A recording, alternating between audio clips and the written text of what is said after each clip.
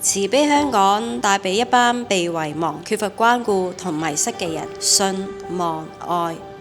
始創人胡仲恒神父17年嚟服務油麻地、紅佐敦嘅吸毒者、無家者、滯留無證人士、還押、在囚同埋更生人士，由最基本嘅衣服、食物、住宿、揾工，甚至殮葬，都會盡力為佢哋提供身心社靈嘅關顧同埋支援。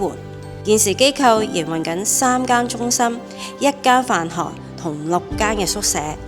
Well, I'm from Brisbane in Australia. I belong to an order of priests called the Oblates of Mary Immaculate, and we have schools and churches and centres all over the world.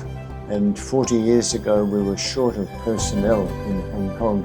They asked for volunteers, so I volunteered and I came. We especially try to help needier people, poorer people. And I knew from having worked in Kowloon City for 10 years and on Lantau for 10 years that this area here, Jordan, Yau Ma Tei, has many of the poorest and neediest people in Hong Kong, like drug addicts and street sleepers, people out of prison. So that's why I came to this area to serve, try to help the people in this place.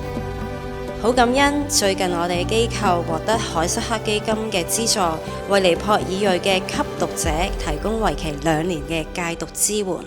Mercy SK help us in various field, not only food, they also gives us some motivation and they help us to go to the rehabilitation center also for reduction of our drugs and each and everything they provide us counseling.